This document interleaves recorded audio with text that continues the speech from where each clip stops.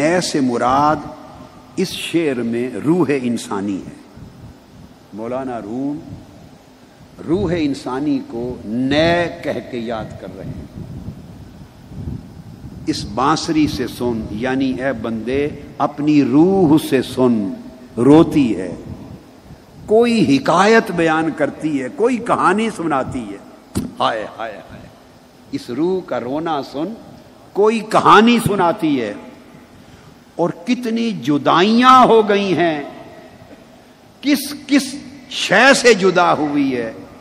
اس کا شکوہ دکھڑا سناتی ہے۔ وہ روح ہے۔ روح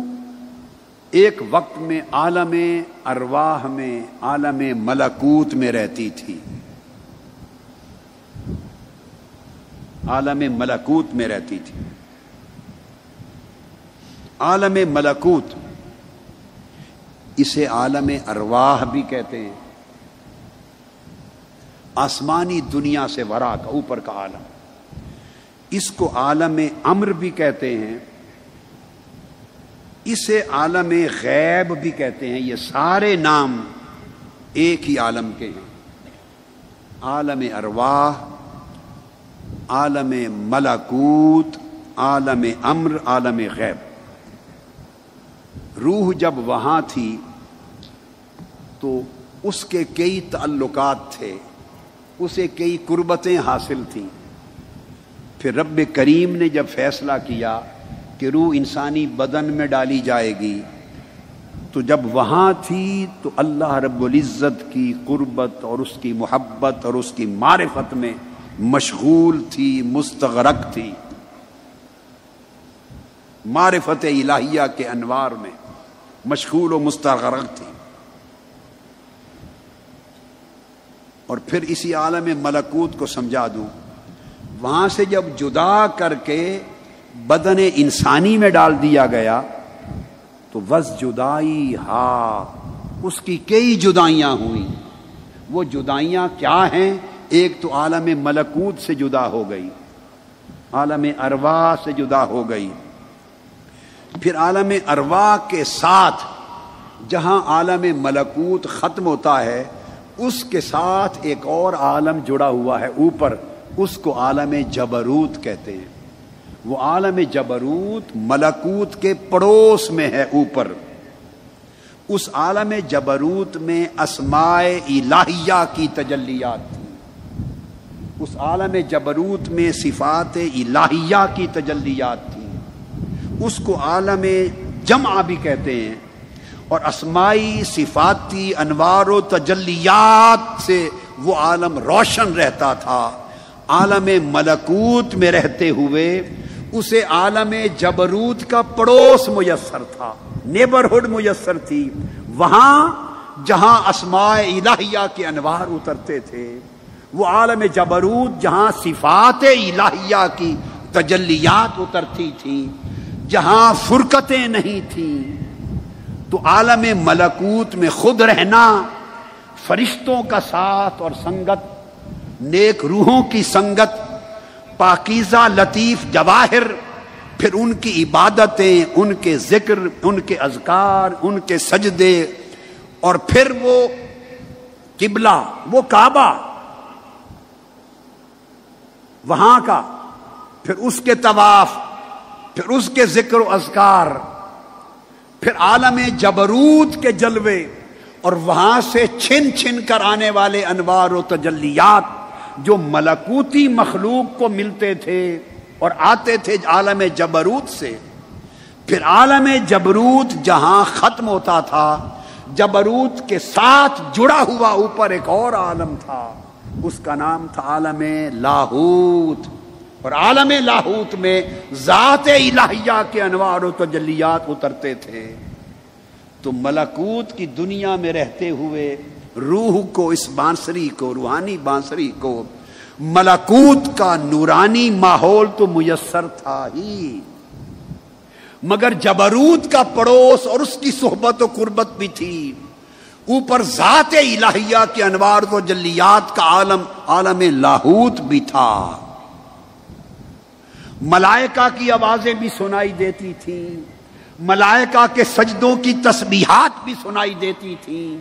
عالم ملکوت میں گونجتے ہوئے ذکر الہی کے نغمات بھی سنائی دیتے تھے، عالم نور تھا، وہاں نہ کوئی حرص تھا نہ ہوس تھی، نہ کسی کا کوئی لالچ تھا نہ شہوت تھی، وہاں کسی کے اندر نہ کوئی حقد تھا نہ حسد تھا، نہ شہوات تھی نہ خواہشات تھی، نہ تکبر تھا نہ عناد تھا، نہ بغض تھا نہ عداوت تھی، وہاں کثافت نہیں تھی، لطافت ہی لطافت تھی، وہاں جسمانیت نہیں تھی، نورانیت ہی نورانیت تھی، غلاظت نہیں تھی، طہارت ہی طہارت تھی، پھر اس کے نور کے جلوے تھے اور ذکر کے ماحول تھے، روح اس ماحول میں پیدا ہوئی، وہاں پلی وہاں رہی، اسی سے آگاہ تھی، اس کے اندر نفسانی شہوت اور غضبی صفات ضمائم کی کوئی شے نہ تھی۔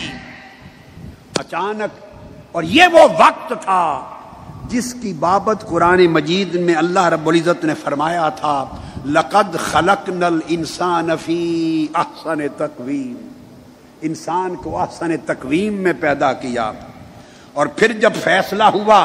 اب اس روح کو بدن انسانی کے ساتھ جوڑ دیا جائے اور اس روح پر انسانی حیات کا، زندگی کا مدار قائم کر دیا جائے، تو جب اسے انسانی جسم کے ساتھ جوڑنا مقصود تھا تو عالم ملکوت سے اتار کر اسے عالم ناسوت میں بھیج دیا۔ عالم ناسوت جس میں ہم بیٹھے ہیں اس کو عالم اجسام بھی کہتے ہیں، اسے عالم ناسوت بھی کہتے ہیں، اسے عالم شہادت بھی کہتے ہیں، اسی کو عالم خلق بھی کہتے ہیں۔ جب وہ ان کثافتوں کی دنیا میں آ گئی اور ان قربتوں کی دنیا سے دور ہو گئی، اب اس روح کو وہ ساری جدائیاں یاد آتی ہیں، عشق الہی کے سمندروں میں غوطہ زن تھی، قربت الہیہ کے سمندروں میں روحیں غوطہ زن تھی، اس کے انوار و تجلیات کے ساتھ علاقہ تھا، طہارت کے ساتھ علاقہ تھا، عبادت کے ساتھ تعلق تھا، اس کی ندا آتی تھی میرے بندو، ملائکہ جواب دیتے تھے ربی، ہر فرشتہ بولتا تھا ربی، صبح و شام یہی تانتا بندھا رہتا تھا، یہی تعلق جڑا رہتا تھا، یہی ربط نور تھا، نہ جسم تھا نہ جسمانیت تھی، نہ کوئی کثافت تھی نہ کوئی گناہ تھا۔ جب وہ روح اس ماحول کو چھوڑ کے اس بدن میں آئی تو بدن میں آ کے جب ادھر ادھر دیکھا، کہیں حرص کی بات ہو رہی ہے، کہیں لالچ کی بات ہو رہی ہے، کہیں تکبر کی بات ہو رہی ہے، کہیں رعونت کی بات ہو رہی ہے، کہیں شہوت کی بات ہو رہی ہے، کہیں حقد و حسد دیکھ رہی ہے روح، کہیں دنیا کے مناصب کی طرف دیکھ رہی ہے، کہیں دھوکہ بازی دیکھ رہی ہے، کہیں دجل و فریب دیکھ رہی ہے۔ روح جب تن میں آ کر ادھر ادھر دیکھتی ہے تو اسے اپنے دیس کا کچھ بھی نظر نہیں آتا، اپنے دیس کا کچھ بھی نظر نہیں آتا۔ وہ دائیں بائیں دیکھتی اور تڑپتی ہے، روح تڑپتی اور روتی ہے، اور رو کر وہ کیا کہتی ہے؟ بقول اکبر الہ آبادی، اکبر الہ آبادی نے کہا تھا کچھ نہ پوچھ اے ہم نشین، ہائے ہائے، کچھ نہ پوچھ اے ہم نشین، میرا نشے من تھا کہاں، کچھ نہ پوچھ اے ہم نشین، میرا نشے من تھا کہاں، اب تو یہ کہنا بھی مشکل ہے وہ گلشن تھا کہاں، اب تو یہ کہنا بھی مشکل ہے کہ وہ گلشن تھا کہاں، اب تو اسے یہ بھی یاد نہیں وہ دیس کی گلیاں کیسی تھیں۔ وہ بہت سی جدائیوں کو روح دیکھ کر تڑپتی ہے، اس کے تڑپنے کو آغاز کرتے ہیں مولانا روم کے اس روح کی سن کیا شکایت